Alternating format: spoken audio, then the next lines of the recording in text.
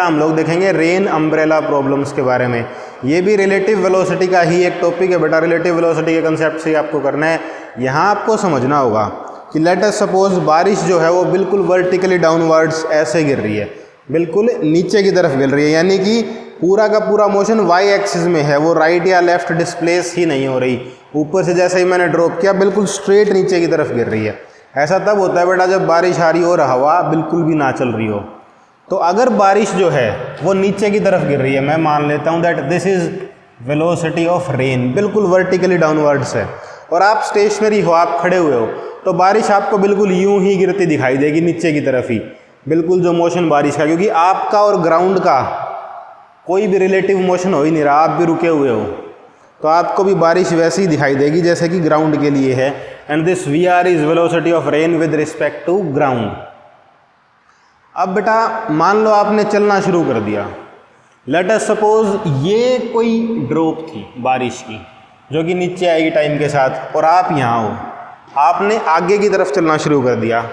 अब 1 सेकंड के बाद ये ड्रॉप कुछ यहाँ आ जाएगी, बेटा आप भी थोड़ा सा आगे चले जाओगे। ये t=0 सेकंड की कहानी थी, ये 1 सेकंड की कहानी है। ऐसे ही बेटा थोड़ी देर बाद आप थोड़ा सा और आगे चले जाओगे, ड्रॉप थोड़ा सा और नीचे, आप थोड़ा सा 3 सेकंड के बाद और आगे गए, ड्रॉप थोड़ा सा और नीचे आई। अब अगर मैं इस मोशन को ध्यान से देखूं, आप यहाँ चल रहे हो बेटा, आप आगे गए, अब ग्राउंड के रिस्पेक्ट में आप आगे जा रहे हो, पर आपको लगेगा कि जो बूंद है वो मेरी तरफ आ रही है। इनिशियली आपके बीच में ये सेपरेशन था, 1 सेकंड के बाद बेटा आप आगे चले गए, तो आपके और ड्रॉप के बीच में जो ये एक्स एक्सिस का डिस्टेंस था ये कम हो गया। आपको लगेगा कि बूंद जो है वो मेरी तरफ आ गई है, क्योंकि एक्स वाला जो डिस्टेंस था इस एक्सिस पे वो कम हो गया है, साथ में बूंद नीचे भी आई है, तो बेटा आपको लगेगा कि बूंद एक तो नीचे आई और एक मेरी तरफ आई। तो जो रिजल्टेंट मोशन आपको बूंद का दिखेगा वो कुछ ऐसा दिखाई देगा कि हर सेकंड बूंद जो है पानी की वो नीचे भी आ रही है और हमारी तरफ भी आ रही है। रेन जो है वो अब मेरे को वर्टिकली डाउनवर्ड्स गिरती हुई नहीं दिखाई देगी। जैसे ही मैं चलने लग जाऊंगा तो रेन मेरे को लगेगा कि इस तरीके से आ रही है, इस डायरेक्शन में आ रही है। अब बेटा ये जो डायरेक्शन आई ये हमारी आई है velocity of rain with respect to man, या जो चल रहा है जो व्यक्ति उसके रिस्पेक्ट में। ग्राउंड के रिस्पेक्ट में तो बारिश अभी भी नीचे ही गिर रही है, पर क्योंकि हम आगे की तरफ जा रहे थे तो हमें वो ड्रॉप हमारी तरफ आती हुई दिखाई देगी। तो बेटा हमें सारा काम ये करना है अब कि हमें ये देखना है कि अगर किसी व्यक्ति के पास अम्ब्रेला है, वो अम्ब्रेला को किस डायरेक्शन में होल्ड करे कि वो कम से कम भीगे, कि बारिश उसको कम से कम गीला कर पाए। अब बेटा अगर आपने स्ट्रेट अम्ब्रेला को पकड़ा हुआ है ऐसे और आप सामने भागते जा रहे हो, तो हो सकता है कुछ पोर्शन तो आपका प्रोटेक्ट हो जाएगा, बट बाकी आप सारा पोर्शन जो है प्रोटेक्ट नहीं कर पाओगे, भीग जाओगे सामने से बूंदे, क्योंकि अब बारिश ऊपर से नीचे नहीं आ रही, आपके रिस्पेक्ट में बारिश सामने से भी इस तरफ आ रही है, तो आपका यहाँ का पोर्शन भीग सकता है। अब बेटा इसी तरीके से अगर मैं अम्ब्रेला को थोड़ा सा टिल्ट कर दूँ किसी एंगल पे, और एग्जैक्टली उसी एंगल पे टिल्ट कर दूँ बेटा जिधर से बारिश आ रही है, तो हमारा काम चल जाएगा। तो वो बेस्ट तरीका होगा किसी भी अम्ब्रेला को होल्ड करने के लिए। हमें उस अम्ब्रेला का एंगल ही निकालना है बेटा कि कितने एंगल पे हम टिल्ट करें। अब इस कहानी को बेटा एक एग्जाम्पल की हेल्प से समझ लेते हैं, आपके लिए क्लियर हो जाएगा। उसके बाद हम इसकी थ्योरी को भी डेवलप कर लेंगे बेटा।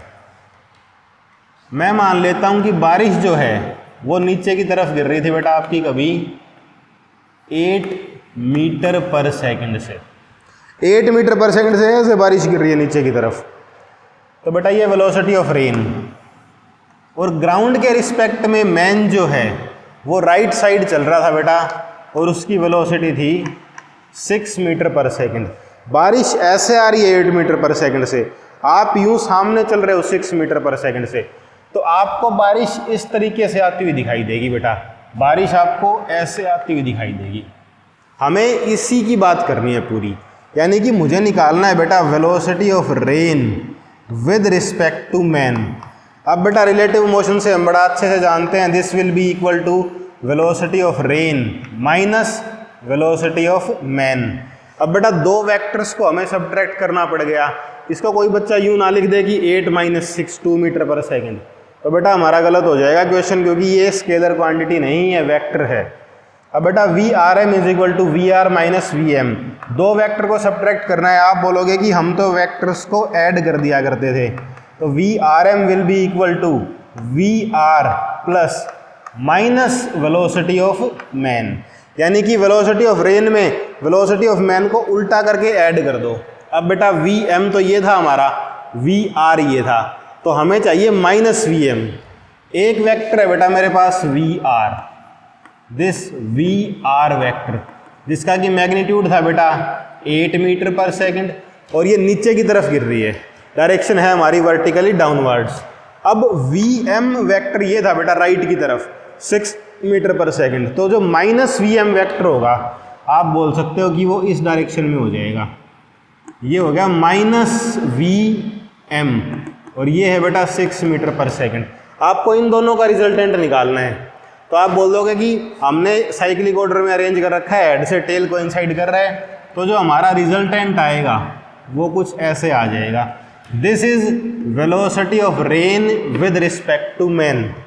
तो आप अगर अम्ब्रेला होल्ड करोगे बेटा ये वर्टिकल डायरेक्शन, तो इतना टिल्ट करके होल्ड करोगे, वर्टिकल के साथ ही थीटा एंगल पे टिल्ट करके अगर आप अम्ब्रेला होल्ड करोगे, तो बारिश की बूंदें ऐसी आ रही थी, आपका मैक्सिमम प्रोटेक्शन हो पाएगा।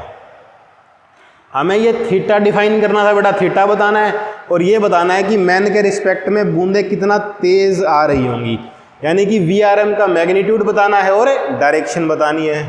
अब बेटा मैग्नीट्यूड के लिए आप डायरेक्टली पाइथागोरस थ्योरम यूज़ कर सकते हो, या फिर 3, 4, 5 ट्राइंगल का कंसेप्ट लगा सकते हो। तो बेटा velocity of rain with respect to man, इसका मैग्नीट्यूड जो है वो आ जाएगा यहाँ से 10 मीटर पर सेकंड, अगर 3, 4, 5 ट्राइंगल यूज़ करोगे तो बेटा आप देख पा रहे हो कि बारिश 8 मीटर पर सेकंड से गिर रही थी, आप इस तरफ चल रहे थे 6 मीटर पर सेकंड से, तो अब जो आपको बारिश हिट करेगी, जो बूंदें हिट करेंगी, वो 10 मीटर पर सेकंड से हिट करेंगी। अगर खुद को मैक्सिमम प्रोटेक्ट करना है तो हमें अम्ब्रेला को यूँ टिल्ट करना पड़ेगा, जिधर से बूंदें हमारे रिस्पेक्ट में आ रही हैं उसी तरफ अम्ब्रेला को टिल्ट करना पड़ेगा। अब बेटा टिल्ट करने के लिए हमें ये एंगल डिफाइन करना था कि ये जो हमारी वर्टिकल डायरेक्शन है इसके साथ कितने एंगल पे टिल्ट किया जाए, इस थीटा को निकालना हो हमें। तो बेटा आप बोल सकते हो this theta is equal to this angle, ये दोनों सेम रहेंगे बेटा, हमारे पास वर्टिकली अपोजिट एंगल्स हैं। अब यहाँ से ये थीटा अगर मुझे निकालना हो तो बेटा मेरे को क्या क्या पता था, मेरे को वी एम पता था और वी आर पता था, तो मैं टेंजेंट थीटा यूज़ कर सकता हूँ। तो मैं बोल सकता हूँ that tangent theta is equal to 6/8 which implies that theta is equal to 37 degree. तो मेरे को अम्ब्रेला को 37 डिग्री पे टिल्ट करके होल्ड करना पड़ेगा। अब बेटा इसी काम को हम लोग थ्योरी की फॉर्म में डिस्कस कर लेते हैं, एक फॉर्मूला बना लेते हैं अच्छा सा। हालांकि हम लोग एग्जाम्पल की हेल्प से समझ चुके हैं, फिर भी अब मैं वैल्यूज़ नहीं लिखूंगा, हम सिर्फ जनरल थ्योरी की बात करेंगे। बेटा मेरे को कभी भी दे रखा हो इस डायरेक्शन में वेलोसिटी ऑफ मैन, यहाँ मेरे को बता रखा है बेटा वेलोसिटी ऑफ रेन, ये दो बातें मेरे को पता है पहले से ही। मुझे ये निकालना है कि किस एंगल पे अम्ब्रेला को होल्ड किया जाए। तो मैं यहाँ से बोल सकता हूँ कि velocity of rain with respect to man, जिधर से आ रही होगी उसी तरफ अम्ब्रेला को होल्ड कर लीजिए। वी आर एम के लिए हमारे पास फॉर्मूला हो जाएगा बेटा velocity of rain minus velocity of man, this is equal to velocity of rain plus minus velocity of man. बेटा रेन की वेलोसिटी में मैन की वेलोसिटी को उल्टा करके ऐड कर दो। तो बेटा हमारे पास ये थी velocity of rain, V M को उल्टा करके ऐड करना है बेटा, तो ये हो जाएगा हमारा माइनस वी एम। ये दोनों बातें मिल चुकी हैं, इनका रिजल्टेंट जो आएगा हमारे पास वो कुछ इस तरीके से आ जाएगा बेटा, this is velocity of rain with respect to man. अगर वर्टिकल के साथ अम्ब्रेला का एंगल पूछा जाए हमसे, तो हमें अम्ब्रेला को ऐसे होल्ड करना पड़ेगा इस डायरेक्शन में, क्योंकि हमारे लिए बूंदें जो हैं वो इस तरीके से गिर रही हैं।